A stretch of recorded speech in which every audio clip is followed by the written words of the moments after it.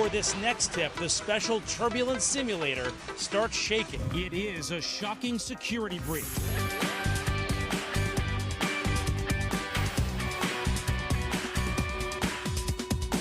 Most of us never get to see it until now.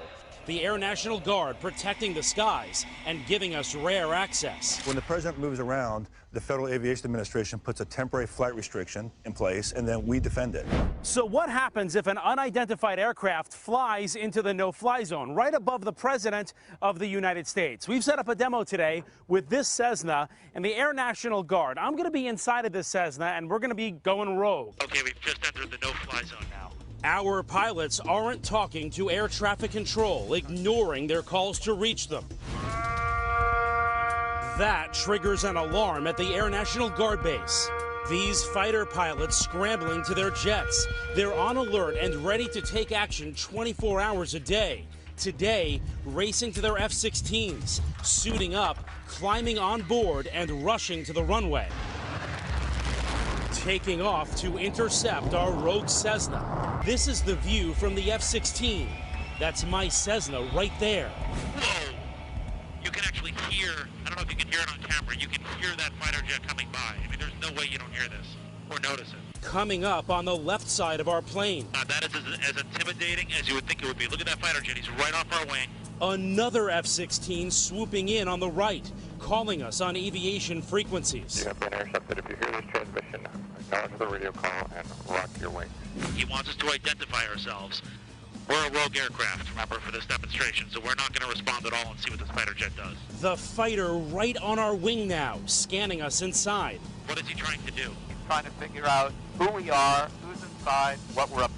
And he's trying to make radio contact and tell us to do what? Follow him? That's correct.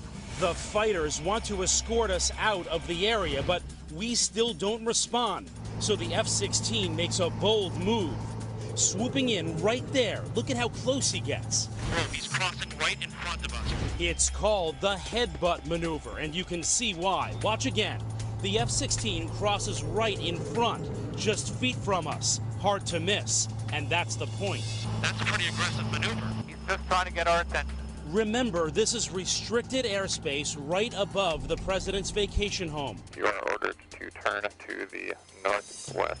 The fighter jet giving us one last warning, turning away, hoping we follow. If after all of this, the pilot still won't listen, the plane won't leave the airspace, will you shoot them down? If required, we'll execute the rules of engagement per the commander of the North American Aerospace Defense Command. And yes, we would do that. My producer, Giovanna, is terrified of flying. The turbulence is getting worse. My heart is racing right now. The plane just dropped. Takeoff, in-flight, landing, every bump and noise giving her sky-high anxiety. I feel really stressed, panicked, my palms are sweaty. And she's not alone. More than 20 million people have aviophobia, fear of flying. And recent cases of extreme turbulence like this don't help. Horrified passengers tossed around on this flight to Dallas. Someone said we dropped at least 1,000 feet. And just weeks ago, severe turbulence striking this flight to Bangkok. Out of nowhere, carts crashing, people thrown to the ground. A nightmare for fearful flyers. So what can you do so your fears don't keep you grounded?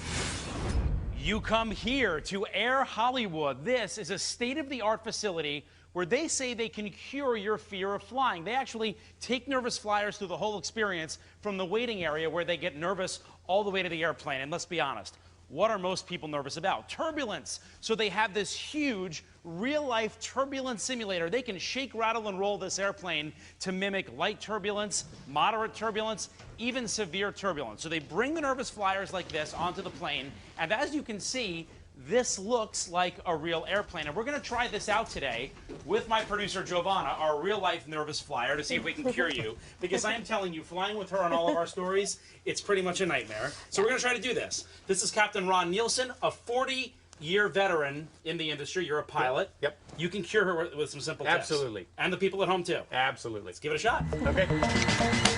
First up, takeoff, and those engines revving. Normally, I would tell you to breathe when you get that anxious, okay? But now what I want to try something different. Okay, I want you to just tighten everything up, sort of like, just like that. For how long? For about 30 seconds, okay? And as now, the plane is rolling down the runway. As the plane's rolling down a runway. And now I want you to let go, and you're releasing. You're releasing all those chemicals, the adrenaline, the cortisol. And notice how you feel calm during this part. That's what you need to do to break that. Now you can go back to your breathing. Great tip, but what about turbulence? For this next tip, the special turbulence simulator starts shaking. If this were a real flight, this would be miserable for me right now. Is there anything I can do? Sure, there's a quick, easy tip you can do. Put the pen in your opposite hand from what you normally use and write your name. Just keep writing your name. Why? What does this do? Two things. It first causes her to focus extra hard on what she's doing because she doesn't normally write with her other hand. And not on the turbulence. And not on the turbulence. And the second thing is it's actually crossing over her motor function in her brain using the other side of her brain from what she would normally do. And we're disrupting the thinking. Giovanna tries it, writing her name with the opposite hand over and over as the plane bounces. Is this really helping you? It's crazy. I never thought this would actually help, but it's pulling my attention away from the turbulence completely. But what if you still can't calm down? Here's what you do. You grab a drinking straw. Start breathing through it. Just breathe through it. What does this do? It prevents you from hyperventilating because if you don't have a drinking straw to restrict the amount of air, you're going to go, it's going to cause you to get lightheaded and you're going to feel worse than you did when you started. This helps. That helps.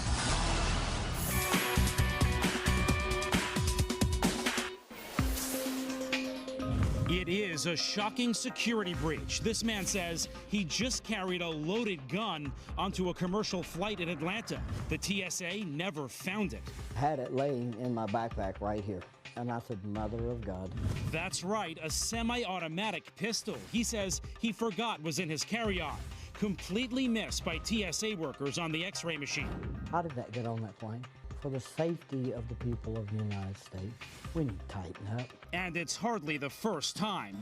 During the TSA's own internal investigation this year, 67 out of 70 times, someone was able to carry weapons and fake explosive devices right through security, undetected. That's an astounding 95% failure rate. So could it really be that easy to smuggle banned items, potential weapons, past screeners?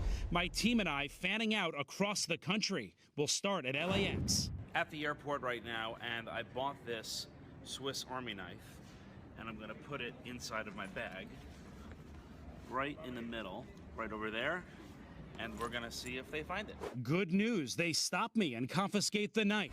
But across the country in Atlanta, my producer Giovanna has another Swiss Army knife. I've got this Swiss Army knife, and I'm going to put it right here in my wallet. TSA screeners don't catch it. At the gate, and look what got through. They didn't even pause on my bag. Think that's bad? My producer Josh has a pair of sharp scissors. All right, we've got these scissors here, and the blade is longer than 4 inches. I'm gonna stick them right down here in my bag and zip it up. He gets them right through, no problem. Here we are at the gate, and take a look. Still have them. Shocking. But the most disturbing security breach of all, these box cutters. The same weapon the 9/11 hijackers used. Seen here on surveillance video walking through the checkpoint back then. Now, 14 years later, watch what happens at Newark. I've got a box cutter here. I'm gonna close it up and put it deep inside my bag here and zip it up. So here I am at the gate, about to board my flight, and take a look. Got it right through. So scary. Yes, he just got a box cutter past the TSA. Fundamentally, TSA hasn't changed since 9/11. We make the same mistakes over and over. Anthony Roman is an aviation security expert. When you see our results, we were able to get 3 of the 4 banned items we tried to get through, undetected, no questions asked. As a family man myself traveling this holiday season, how worried should I be? I think you should have a level of concern. These weapons are deadly weapons, and they can kill. And we just absolutely need to do a better job. The TSA declining our request for an on-camera interview, instead telling NBC News in a statement, it is unacceptable for any prohibited item to pass through security undetected. They frequently conduct testing and have been implementing systematic changes to better deter, detect, and disrupt any potential threat of terrorism. Is this a wake-up call for TSA in Washington and at every airport across the country? It is a wake-up call, Jeff. They're good rules and regulations in place for TSA to perform their job.